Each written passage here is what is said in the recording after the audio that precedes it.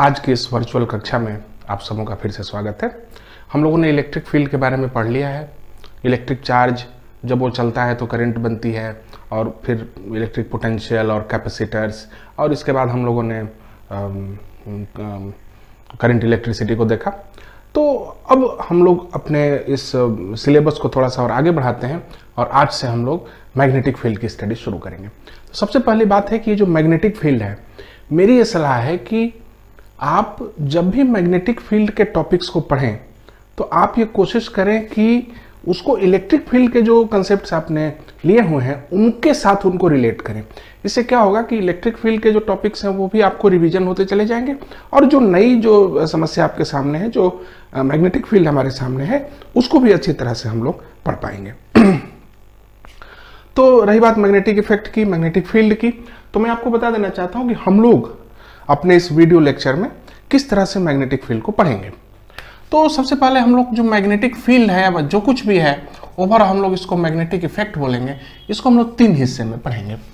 ध्यान दीजिए कि पहला हिस्सा जो होगा वो होगा क्रिएशन ऑफ मैग्नेटिक फील्ड का, मतलब मैग्नेटिक फील्ड बनाया जाएगा, कैसे बनेगा, कितना होगा, क्या तरीके होंगे, कैलकुलेशन कैसे होगा, वगैरह वगैरह चीजें हम लोग पढ़ेंगे। Number 2, creation of the magnetic field के बाद हम लोग पढ़ेंगे इफेक्ट ऑफ मैग्नेटिक फील्ड। मतलब है कि ये जो मैग्नेटिक फील्ड है ये क्या फोर्स लगाएगा, क्या टॉर्क लगाएगा, क्या एक्सेलरेशन होगा, जैसी चीजें हम लोग इफेक्ट ऑफ मैग्नेटिक फील्ड में पढ़ेंगे। और अगली चीज ये होगी कि हम लोग इलेक्ट्रोमैग्नेटिक इंडक्शन पढ़ेंगे। Electromagnetic induction and AC.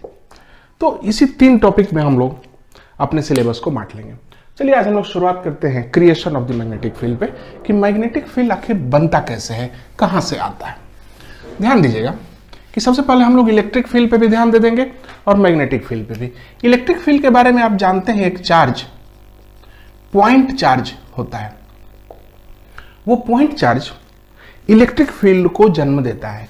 तो पॉइंट चार्ज से r डिस्टेंस दूर एक इलेक्ट्रिक फील्ड बनता है। इस इलेक्ट्रिक फील्ड का वैल्यू होता है 1/4πε0 Q/r²। ये चीज हम लोग जानते हैं।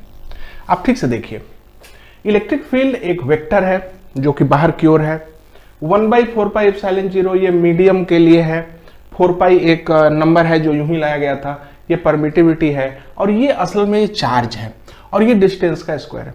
तो जिस तरह से पॉइंट चार्ज इलेक्ट्रिक फील्ड को बनाता है, ये सूचना मिलती है आपको कूलम के लॉ से। ये कौन सा लॉ था? कूलम लॉ बताता है ये सब। उसी तरह से मैग्नेटिक फील्ड बनता है करंट के एक छोटे से टुकड़े से। अब ध्यान दीजिएगा, अब हमारे पास एक नया कंसेप्ट आ गया, करंट का टुकड़ा। करंट का टुकड़ा ये क्या है भाई? देखिए यहां पे पॉइंट चार्ज है ना, इसमें साइज नहीं है। उसी तरह से करंट का एक बेहद छोटा टुकड़ा, उसको हम लोग कहते हैं करंट एलिमेंट। करंट एलिमेंट जो होता है वो मैग्नेटिक फील्ड का सोर्स होता है। So current element is source of magnetic field. Magnetic field को याद रखिएगा, B से दिखाते हैं, और इसकी यूनिट होती है टेस्ला या वेबर पर मीटर स्क्वायर। तो करंट एलिमेंट मैग्नेटिक फील्ड का सोर्स है। जैसे चार्ज इलेक्ट्रिक फील्ड का सोर्स है, वैसे करंट एलिमेंट मैग्नेटिक फील्ड का सोर्स है। करंट का छोटा टुकड़ा। अब ये टुकड़ा क्या होता है? ध्यान दीजिए, करंट जो बह रही है उस करंट का एक छोटा सा टुकड़ा, इसको हम डिफाइन करते हैं IDL से। ध्यान दीजिएगा, करंट तो कुछ नहीं है, करंट में DL से गुना करेंगे तो ये जो चीज बनती है इसको हम कहते हैं करंट एलिमेंट। करंट एलिमेंट में देखिए DL है, इसलिए छोटा सा टुकड़ा है ये, और इसमें एक डायरेक्शन भी होता है। आपको डायरेक्शन साफ नजर आ रही होगी। तो यहाँ पे बहुत इंपॉर्टेंट बात है, चार्ज में डायरेक्शन नहीं होता, बट करंट एलिमेंट में डायरेक्शन होता है। यानी कि मैग्नेटिक फील्ड के सोर्स में ही डायरेक्शन होता है। तो करंट एलिमेंट को कहते हैं IDL। इसका सोर्स जो होता है करंट एलिमेंट, उसमें यूनिट होती है एम्पियर मीटर। इसकी यूनिट क्या होगी? Ampere metre. जब तार में करंट बहती है, वायर में, एक छोटा सा टुकड़ा जो होता है उसको हम करंट एलिमेंट IDL कह सकते हैं। उसमें एक वेक्टर होता है जो कि करंट का डायरेक्शन होता है, टेंजेंट होता है, तो इसमें बहुत विशेष बात नहीं है। तो करंट के टुकड़े ही मैग्नेटिक फील्ड को पैदा करते हैं। अब आगे बढ़ते हैं। पॉइंट चार्ज ने इलेक्ट्रिक फील्ड पैदा किया तो करंट एलिमेंट ने, ये ध्यान दीजिए, ये करंट एलिमेंट का डायरेक्शन दे रहा हूं मैं, करंट एलिमेंट मैग्नेटिक फील्ड बनाता है बी, आर दूरी पर बनाता है, ये भी आर दूरी पे बनाता है। यहां तक कोई दिक्कत नहीं आपको। अब आगे बढ़िए। कूलम लॉ कहता है कि चार्ज से इलेक्ट्रिक फील्ड बनता है, तो करंट एलिमेंट से मैग्नेटिक फील्ड बनता है, ये कौन कहता है? याद रखिएगा, इसको कहते हैं, दो लोगों ने मिलकर ये रूल बनाया था, उनको हम कहते हैं बाया और सवार, बाया सवार लॉ। बाया सवार लॉ कहता है कि current element will be the source of magnetic field. अब आगे बढ़ते हैं। कैसा सोर्स, किस तरह का सोर्स, कैसा फील्ड, किधर फील्ड? तो बाया सवार लॉ कहते हैं कि the magnetic field due to current element, the magnetic field due to current element will be, अब मैग्नेटिक फील्ड है भैया, वेक्टर है, तो सबसे पहले स्केलर पे उसके मैग्नीट्यूड पे बात कर लीजिए। सो मैग्नेटिक फील्ड बी, और चूंकि करंट एलिमेंट का मैग्नेटिक फील्ड है इसलिए हम लोग इसको डीबी लिखेंगे, क्योंकि ये एलिमेंट जो है ना छोटा सा है, तो इसके मैग्नेटिक फील्ड को छोटा सा ही डीबी लिखेंगे, बाकी सारे करंट एलिमेंट्स को जोड़ेंगे तब ना टोटल फील्ड मिलेगा, इसलिए डीबी होगा इक्वल टू, अब ध्यान दीजिएगा, यहां पे आपने देखा 1/4 पाई इप्सिलॉन नॉट है, तो वहां पर वो कहते हैं म्यू नॉट बाई 4 पाई। ध्यान दीजिएगा, 4 पाई अपनी जगह पे, 4 पाई अपनी जगह पे। ये जो परमिटिविटी है, इसके बदले हम लोग एक नया वर्ड लाए, म्यू नॉट, जिसको हम लोग कहेंगे परमिएबिलिटी। ध्यान दीजिएगा, परमिएबिलिटी ऑफ फ्री स्पेस। ये था परमिटिविटी ऑफ फ्री स्पेस, वो था 8.85 into 10 to the power -12 n-1 m-2 C2। ये म्यू नॉट होगा परमिएबिलिटी ऑफ फ्री स्पेस, और इसका वैल्यू होगा 4 pi into 10 to the power -7 tesla metre per ampere. तो एनीवे ये हो गया परमिएबिलिटी बाई 4 पाई, तो 4 पाई तो वही है। आगे बढ़िए, यानी हम लोग इस फॉर्मूले से मिला रहे हैं। क्यू, क्यू क्या है भाई? ये सोर्स, तो यहां पे क्या लिखेंगे? आइडियल, कोई दिक्कत नहीं, बाय आर स्क्वायर। आप ठीक से देखिए कौन सी चीजें एक जैसी हैं, कौन सी चीजें बदल गई हैं। अभी तक कुछ नहीं बदला सिवाय इस परमिएबिलिटी के। ये परमिटिविटी है और यहां परमिएबिलिटी है। परमिटिविटी के चलते इलेक्ट्रिक फील्ड कम हो जाता है, परमिएबिलिटी के चलते मैग्नेटिक फील्ड बढ़ जाता है। इसलिए ध्यान दीजिएगा, दोनों की लोकेशन अलग है। जहां कहीं भी आप देखेंगे मैक्सिमम जगहों पर ये उल्टे रहते हैं, अगर ये नीचे है तो ये ऊपर रहता है। तो mu naught by 4 pi I dl by are square, ये मैग्नेटिक फील्ड का मैग्नीट्यूड रहा। जहां पे ये मैग्नीट्यूड है, ये भी मैग्नीट्यूड है, इसको हटा दीजिए। अब आगे बढ़ते हैं। यहां पर कहता है, अब जरा देखिए फिर से कूलम लॉ को। कूलम लॉ इलेक्ट्रिक फील्ड के डायरेक्शन के बारे में क्या कहता है? डायरेक्शन के बारे में कहता है कि electric field will be along are. किस तरफ होगा ये? अलोंग आर, वेक्टर आर की ही ओर होगा, उधर ही होगा। ये क्या कहता है कि मैग्नेटिक फील्ड किधर होगा? ये कहता है कि magnetic field will be along I dl cross r. ये क्या है भाई? आइडियल क्रॉस आर की ओर होगा। ध्यान दीजिएगा, आइडियल कैसे पता लगाते हैं? क्रॉस, अपने हाथ को, दाहिने हाथ को खोलिए, दाहिने हाथ की 4 अंगुलियों को देखिए, सबसे पहला जो वेक्टर है आइडियल, उसकी ओर ले जाइए, ले गए। अब उसको आर की ओर मोड़िए, ठीक है। देखिए आइडियल की ओर गए और आर की ओर मोड़िए, तो अंगूठा किधर दिखा रहा है? अंदर की ओर। ये आइडियल क्रॉस आर का तरीका होगा। जैसे मान लीजिए आपको कोई कहता है कि ये ए है, ये बी है, ए क्रॉस बी बताइए। आप हाथों को ले जाइए ए की ओर, बी की ओर मोड़िए, अंगूठा देखिए।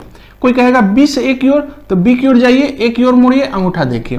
तो ए क्रॉस बी अंदर की ओर, बी क्रॉस ए बाहर की ओर। उस तरह से बताइए तो आइडियल क्रॉस आर किधर की ओर होगा?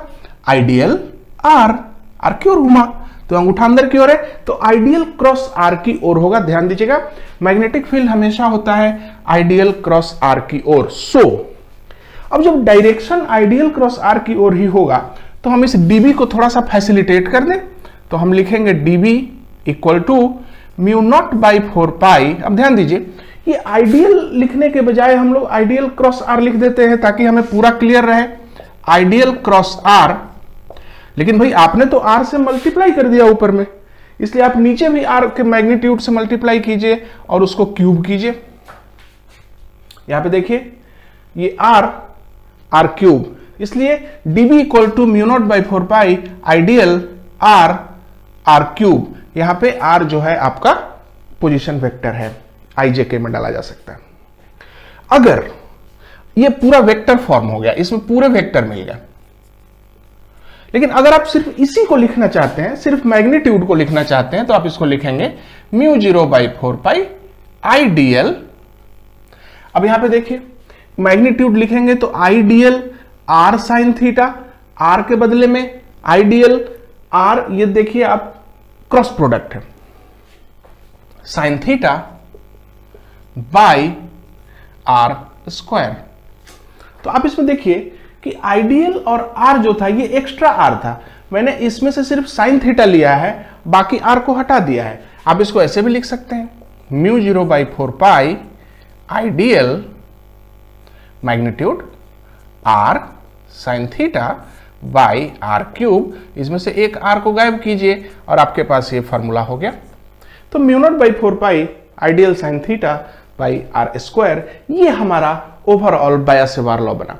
तो ठीक से एक बार सुन लीजिए, बाया-सेवार लॉ के हिसाब से due to any current element magnetic field होगा इतना, mu naught by 4 pi I dl sine theta by are square, जहां आइडियल करंट एलिमेंट है और साइन थीटा किसके बीच का एंगल है, आइडियल और आर के बीच का एंगल है, बाई आर स्क्वायर, पहले की तरह आर स्क्वायर। एंड एक बात विशेष है कि यहां पर डायरेक्शन होगा आइडियल क्रॉस आर के डायरेक्शन में, यानी ये अजीब से प्लेन में होगा, पूरा प्लेन ही बदल जाएगा, ये आइडियल क्रॉस आर अंदर की ओर है। तो मैग्नेटिक फील्ड पूरी तरह से दूसरे डायरेक्शंस में। तो हम लोगों ने देखा कि किस तरह से इसको स्टेट कर सकते हैं। मैं एक बार फिर से लिख रहा हूं उसको ताकि आप ध्यान दें। Electric field due to a charge होगा 1 by 4 pi epsilon naught q by are square in the direction of r, unit vector है। उसी तरह से अगर कोई करंट एलिमेंट हो जिसको हम आइडियल कह सकते हैं, तो उससे आर दूरी पर मैग्नेटिक फील्ड होगा mu naught by 4 pi I dl sine theta by are square, जहां पे ये थीटा है। तो यहां पे गौर कीजिए, चूंकि सोर्स में ही डायरेक्शन है इसीलिए यहां पे थीटा लिखना पड़ा है। और एक दो बातें बहुत मार्के की हैं। अब जैसे इस पॉइंट चार्ज पे गौर कीजिएगा, इस पॉइंट चार्ज के चारों ओर अगर मैं घूमता हूं, मैं जरा दोनों में अंतर बता रहा हूं आपको, अगर इसके चारों ओर मैं घूमता हूं तो इस लोकेशन पे, इस लोकेशन पे, इस लोकेशन पे हर जगह इलेक्ट्रिक फील्ड का मैग्नीट्यूड तो कम से कम सेम ही रहेगा। इलेक्ट्रिक फील्ड का मैग्नीट्यूड सेम रहेगा क्योंकि आर सेम है। यहां नहीं होगा, यहां पे ध्यान दीजिए, अगर इस तरह का करंट एलिमेंट है छोटा सा, तो इस करंट एलिमेंट, अब यहां पे अगर कोई कहेगा कि मैग्नेटिक फील्ड बताइए और ठीक यहां पे बताइए, तो देखिए इस जगह पे करंट एलिमेंट भी उधरे है, आर भी उधर ही है, इसलिए यहां थीटा का वैल्यू 0 हो जाएगा। इसलिए इस जगह पे मैग्नेटिक फील्ड 0 होगा, इस जगह पे मैग्नेटिक फील्ड 0 होगा। ठीक आइडियल के परपेंडिकुलर डायरेक्शन में मैग्नेटिक फील्ड मैक्सिमम होगा, और अलग अलग डायरेक्शन में जहां पे ये थीटा होगा एंगल, तो आप ये फॉर्मूला लगाएंगे। यानी मैग्नेटिक फील्ड जो है बहुत अजीब सी चीज है, वो सेम डिस्टेंस पर भी सेम नहीं है हर डायरेक्शन में।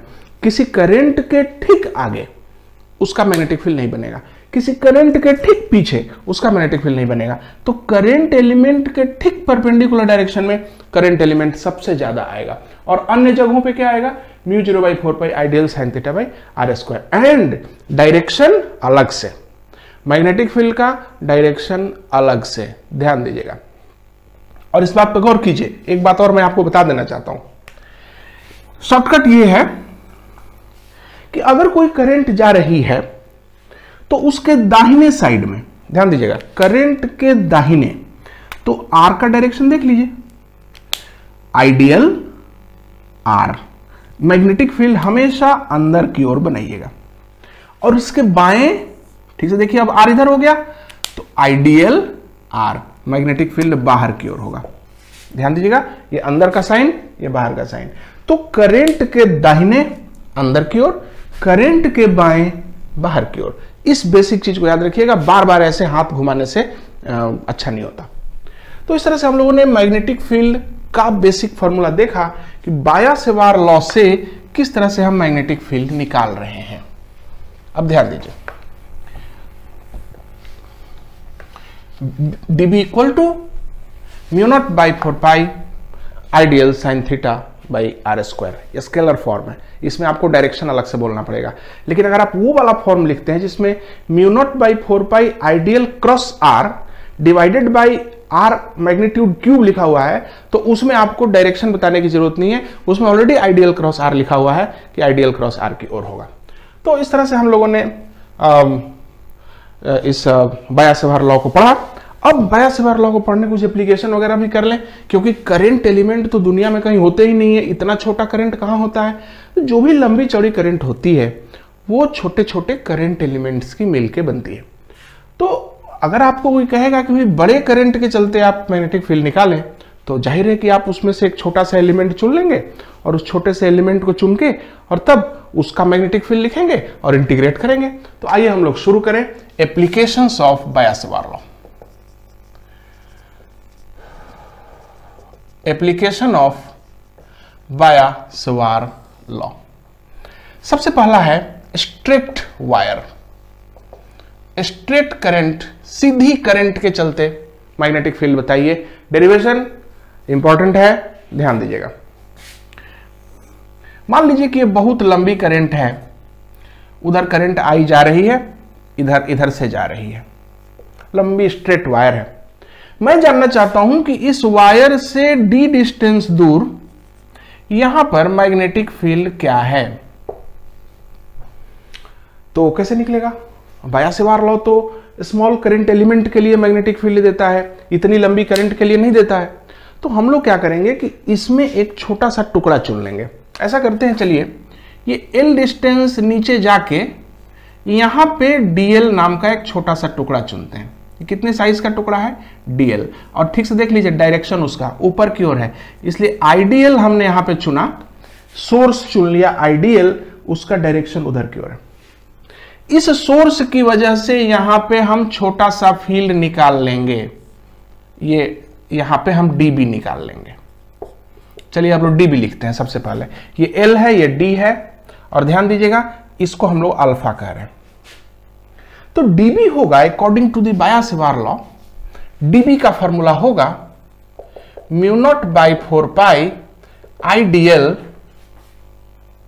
ये जोड़ना पड़ेगा ना, sine alpha by are square, यही आर है आपका, तो कितना है d square plus L square. ये आपका हुआ छोटा सा dB, छोटा सा dB हुआ। किस डायरेक्शन में है भैया? अलोंग आइडियल क्रॉस आर, ये अलग बात है।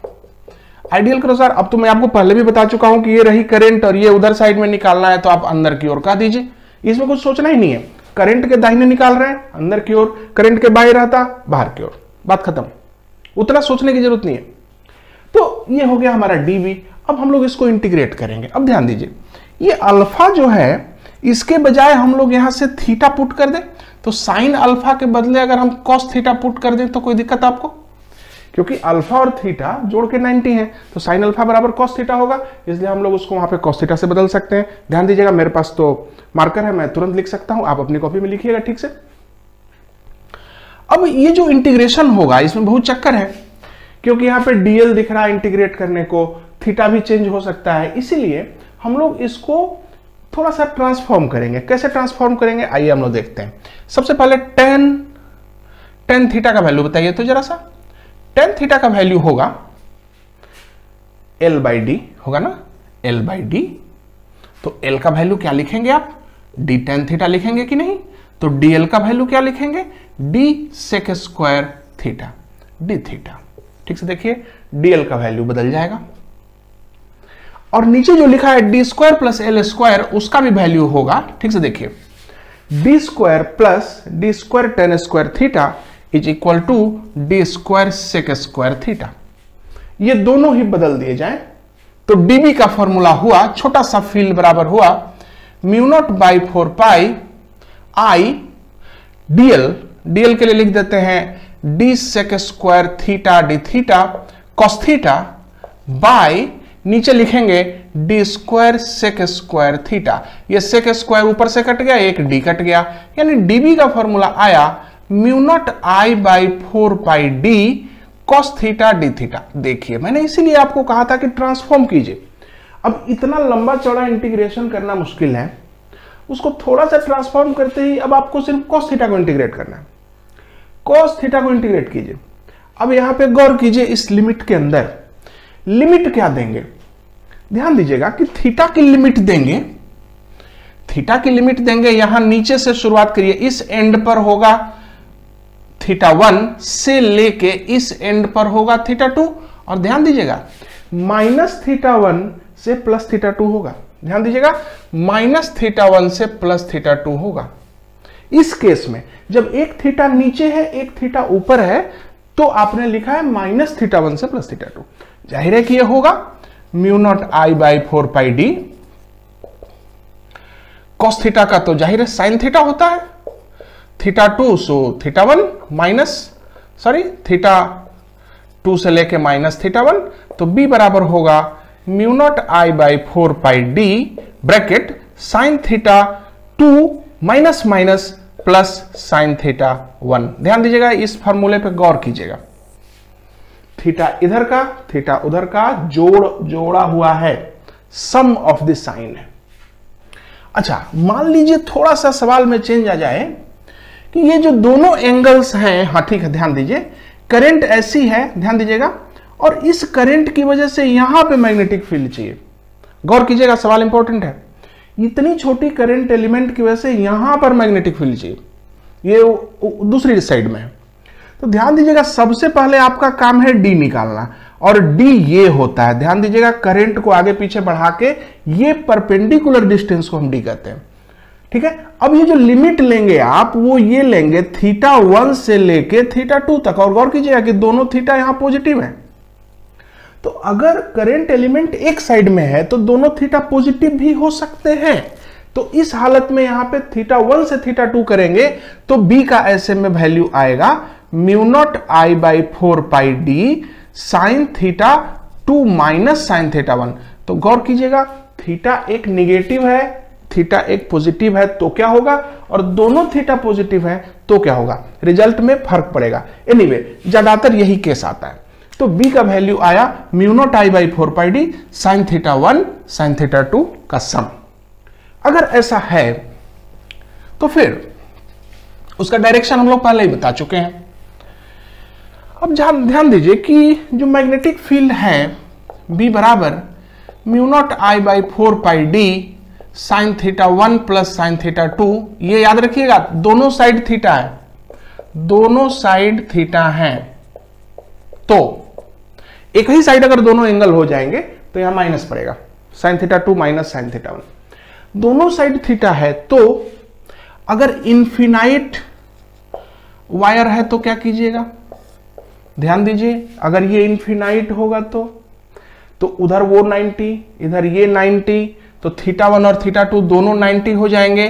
तो बी का वैल्यू होगा mu naught I by 4 pi d sine 90 plus sine 90, 1 plus 1 यानी कि 2 कटेगा mu naught I by 2 pi D.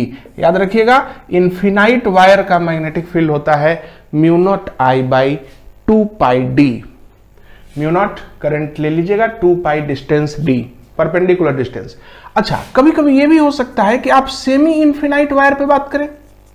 Semi infinite wire का मतलब है कि आप उस वायर के एक एंड पर बैठे हैं, जैसे यहां पे आपको एंड मालूम है, इधर आपको नहीं मालूम।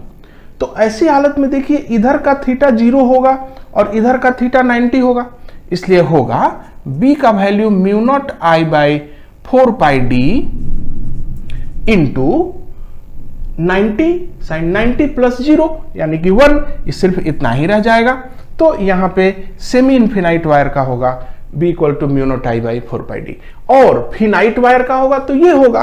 तो इस तरह से हम लोगों ने डिकोड कर लिया है इस मामले को कि मैग्नेटिक फील्ड किस तरह से निकाला जाए। Finite wire, infinite wire, semi infinite wire, फार्मूले को याद रखिएगा, सबसे वीआईपी फार्मूला यही है। आइए हम लोग कुछ एग्जाम्पल बना लें और सबका डायरेक्शन के लिए सिंगल लॉ बता रहा हूं मैं आपको, करंट के दाहिने अंदर, करंट के बाएं बाहर। ठीक है, कुछ लोग ये भी कहते हैं कि हम लोग right hand thumb rule use कर सकते हैं कि भाई ये अंगूठा जो है करंट की ओर ले जाइए और देखिए कि आपकी ये 4 अंगुलियां किधर जाती हैं। तो जब अंगूठा करंट की ओर जा रहा है तो ये 4 अंगुलियां नीचे की ओर जा रही हैं, इसका मतलब इस पूरे इलाके में करंट नीचे की ओर होगा, और वही अंगुलियां इधर से बाहर आ रही हैं, इसलिए इस पूरे इलाके में करंट बाहर निकलेगा। उस तरह से अगर ये करंट हो तो इस लोकेशन पे फील्ड किधर होगा, तो अंगूठे से देखिए कि फील्ड ऐसे गोल घूम रहा है, तो इस करंट के चारों ओर ऐसे करके अगर ये करंट हो तो इस लोकेशन पे फील्ड उधर होगा, इस लोकेशन पे इधर होगा, इस लोकेशन पर इधर होगा, इस लोकेशन पर इधर होगा। करंट के चारों ओर मैग्नेटिक फील्ड घूम रहा है, सीधी सी बात है। और कैसे घूम रहा है, तो दाहिना हाथ की अंगुलियां जैसे घूमती हैं उस तरह से घूम रहा है। तो आप समझ लेंगे चीजों को तो बहुत आसान होगा। चलिए अब सवाल बनाते हैं। चीजों को कॉम्प्लिकेट मत कीजिएगा, मैग्नेटिक फील्ड सिंपल है, कभी भी रटने की आवश्यकता नहीं है, समझने की आवश्यकता है इस जगह पर।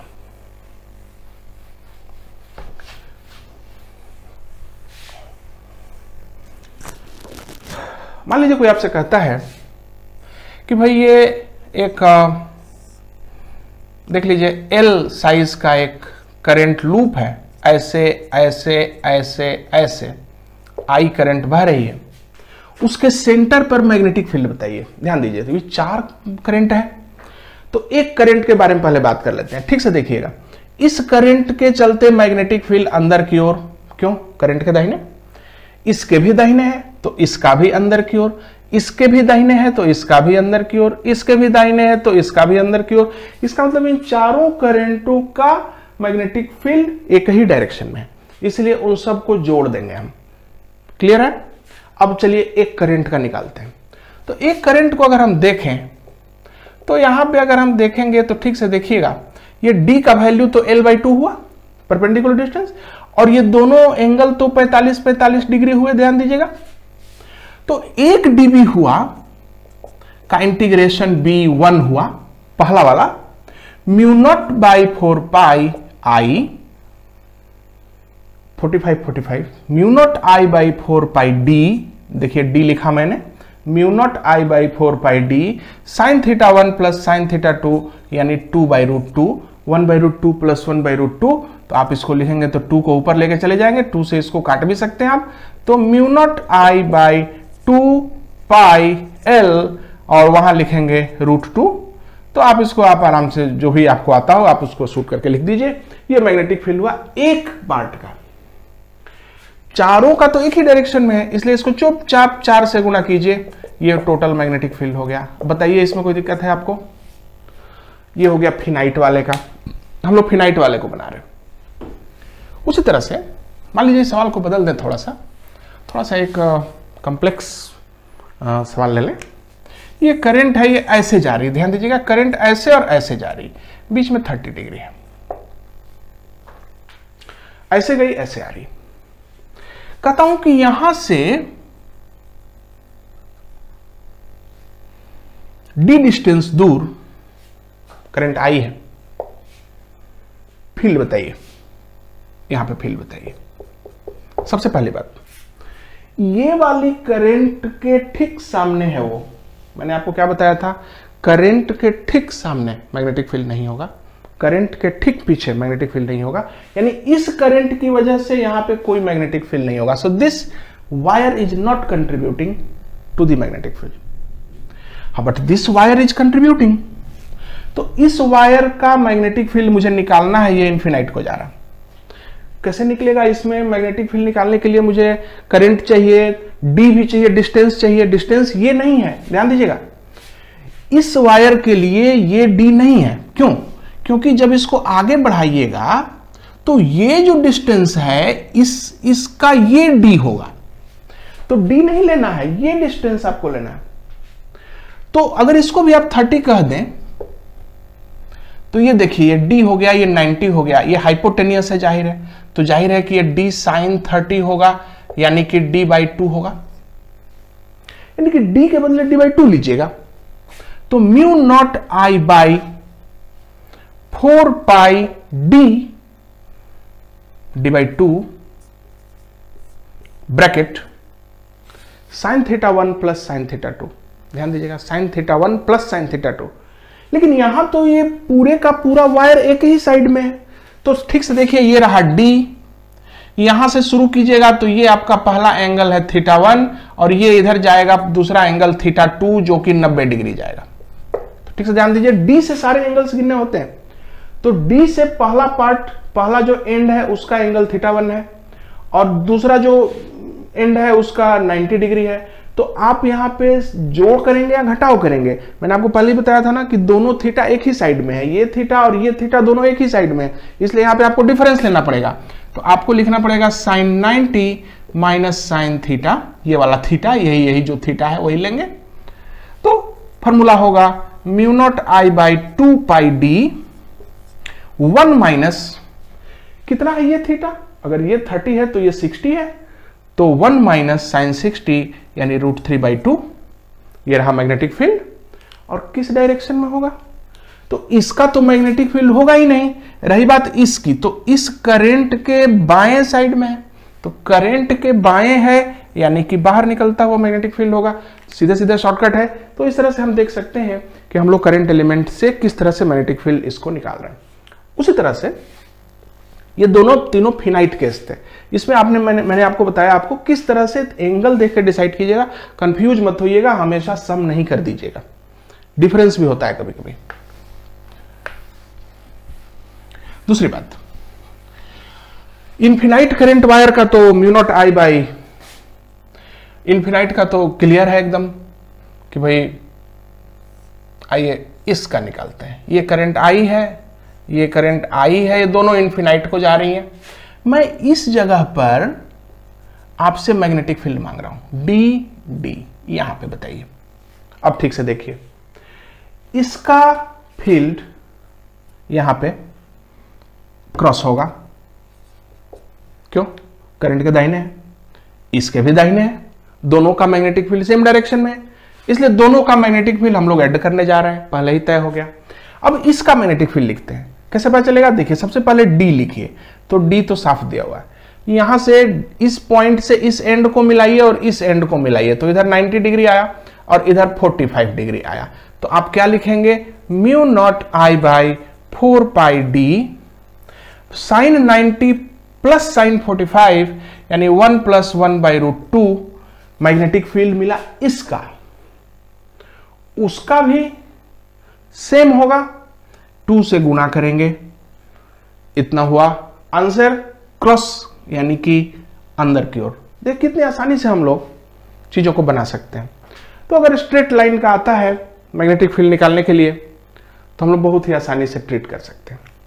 मान लीजिए कि हमें कहता है कि स्ट्रेट वायर नहीं मिलेगा, आपको सर्कुलर आर्क मिलेगा, तब क्या करेंगे? मान लीजिए कि आपको इस तरह का एक सर्कुलर आर्क मिला है, ये करंट I है, ध्यान दीजिएगा। इस आर्क के सेंटर पर मैग्नेटिक फील्ड निकालिए, ठीक है, ध्यान दीजिएगा। आपके पास इतने लंबे करंट का मैग्नेटिक फील्ड का कोई फॉर्मूला नहीं है। आप ऐसा कीजिए, एक छोटा सा इसमें छोटा सा एक टुकड़ा चुन लीजिए जिसको आप I, ध्यान दीजिएगा, ये आपका अगर R है तो ये छोटा सा अगर एंगल ले तो d थीटा होगा, तो इस लेंथ को हम क्या कहेंगे? R d theta. और करंट एलिमेंट कितना होगा? तो I R d थीटा। ठीक से देख लीजिए, करंट एलिमेंट होता है आइडियल, लेकिन ये चूंकि गोल है इसलिए यहाँ पे dl लिखना उचित नहीं है, dl के बदले हमने क्या लिख दिया है? R d theta. तो ये रही करंट एलिमेंट, और इसके चलते आप यहां पे फील्ड निकालने जा रहे हैं, तो ठीक से देख लीजिए वो थीटा कितना होगा? 90 डिग्री है ना, यहाँ पे करंट एलिमेंट और R के बीच का एंगल 90 डिग्री है। तो dB का फॉर्मूला होगा mu naught I by 4 pi d, इस जगह पे आप इस, तो फिलहाल आप छोटे से करंट एलिमेंट का लिख सकते हैं mu naught I dl, mu naught by 4 pi I dl sine 90 by R square. चलिए हमने बाया सवार लॉ लिया। Mu naught I D L, ये 90 है इसलिए मैंने साइन 90 लिखा, इसको हटा दीजिए, इसकी कोई जरूरत नहीं। ठीक से देखिए तो किसको इंटीग्रेट करना है, डीएल के बदले आपको क्या लिखना चाहिए था, mu naught I by 4 pi R square, DL के बदले आपको आर डी थीटा लिखना है। इंटीग्रेशन करेंगे भैया, तो इंटीग्रेशन कहां से कहां करेंगे बताइए, थीटा का वैल्यू जाएगा 0 डिग्री से लेके ये जो भी एंगल है वहां तक जाएगा, 0 से लेके थीटा तक जाएगा। तो यहां पे आप लेके लिख दीजिए 0 से लेके थीटा तक जाएगा, इसलिए mu naught I by 4 pi R square into R into 0 से लेके थीटा तक लेके चले जाइए, तो आप यहां पे लिख सकते हैं आर कट गया, mu naught I by 4 pi R theta. ये तो और वही तो हो गया जो पहले फॉर्मूला था, mu naught I by 4 pi D था, mu naught I by 4 pi R लिख रहा हूं मैं, थीटा से गुना कर रहा हूं।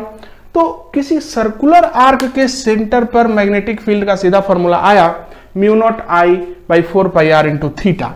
तो अगर थीटा है तो चलिए जरा सा हम लोग फुल साइकिल के लिए लिख दें, पूरी करंट लूप के लिए अगर कोई कहे कि यहां पे बी का वैल्यू क्या होगा, तो बी होगा mu naught I by 4 pi R into what is this angle 2 pi, तो 2 बार में कट जाएगा, याद रखिएगा mu naught I by 2 R, इसलिए याद रखिएगा फुल साइकिल का, फुल सर्कुलर लूप का सेंटर पर मैग्नेटिक फील्ड होगा mu naught I by 2 R, और आधा हो तब यहां पे क्या होगा, तो आपको थीटा के बदले क्या लिखना चाहिए, पाई लिखना चाहिए, तो mu naught I by 4 pi R into pi, तो कट गया mu naught I by 4 R. इसी तरह से आप किसी भी एंगल के लिए लिख सकते हैं। तो इस तरह से आप देखिए, और डायरेक्शन कुछ नहीं है, ये रही करंट, आप करंट के दाहिने हैं तो क्रॉस, इस करंट के भी दाहिने हैं तो क्रॉस फील्ड है अंदर की ओर, इसके भी दाहिने हैं तो क्रॉस, तो आपको करंट के दाहिने या बाएं से ही काम चल जाएगा जनरली।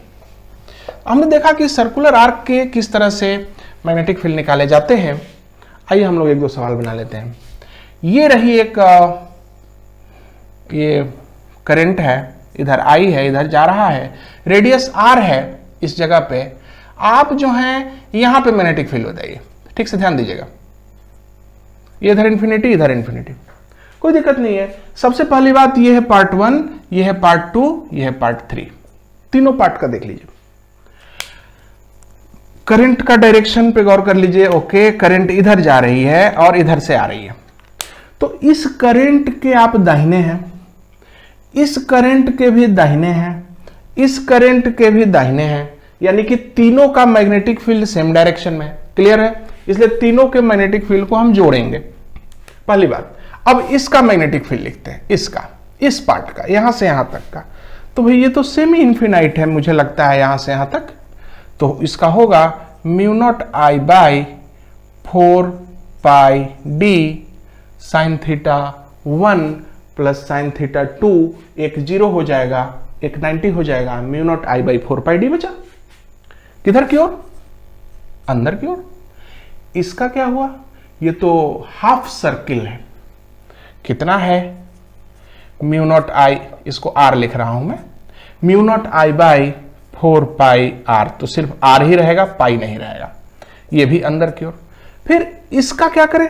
तो इसमें भी तो आप सेमी इन्फिनाइट पे ही बैठे हैं, एक एंड पे बैठे हैं, तो फिर होगा mu naught I by 4 pi R. ये किधर की ओर है? ये भी करंट के दाहिने है, तो अंदर की ओर है। इन तीनों को सेम डायरेक्शन है, इसलिए आप इनको जोड़ दीजिए, mu naught I by 4 R, mu naught I by 4 pi R, mu naught I by 4 pi R, तीनों को जोड़ के यहां जो भी फील्ड मिलता है दे दीजिए, डायरेक्शन अंदर की ओर बोल दीजिए। तो हम लोग देखते हैं कितना आसान है। मुझे तो पर्सनली लगता है कि मैग्नेटिक फील्ड वाले चैप्टर बेहद इंटरेस्टिंग, बहुत ही सुंदर है। आप एंजॉय करेंगे मेरे साथ जब हम लोग इलेक्ट्रिकल फेनोमेनन और मैग्नेटिक फेनोमेनन को जोड़ेंगे, तो आपको लगेगा कि क्यों फिजिक्स सबसे इंटरेस्टिंग सब्जेक्ट है और क्यों नेचर सबसे ज्यादा इंटरेस्टिंग है। सबसे ज्यादा बहुत अच्छा लगता है पढ़ने में, चीजों में दिमाग लगाने में, उनको याद करने में। तो आपसे अनुरोध है मेरा कि चूंकि आपको मैंने स्ट्रेट करंट कैरिंग वायर और सर्कुलर आर्क के फील्ड के बारे में बता दिया है, डायरेक्शन के बारे में बता दिया है, तो आप अपनी किताब में से कुछ एग्जाम्पल्स को सोल्व करके और तब अपने को क्लियर करें, ठीक है। थीटा, कभी कभी थीटा वाले भी पार्ट आपको मिलेंगे जिसमें कि mu naught I by 4πr into theta करना पड़ेगा। कभी 30 डिग्री होगा, कभी 60 डिग्री होगा, उसको आप यूज कर लीजिएगा। जैसे कोई कहेगा कि भाई ये करंट है, यहाँ पे 60 डिग्री का एंगल बनता है, तो यहाँ पे मैग्नेटिक फील्ड बताओ, तो लिखेंगे mu naught I by 4πr into theta 60 degree. 60 degree को क्या लिखेंगे आप, π/3 आंसर। चलिए हम लोग चूंकि एक टॉपिक हमने पढ़ा है, इसलिए अगले टॉपिक में इसको फिर अगले वीडियो में इलेबोरेट करेंगे। तब तक आप इसको रिवाइज करते रहिए, हमारे साथ रहिए। Thank you.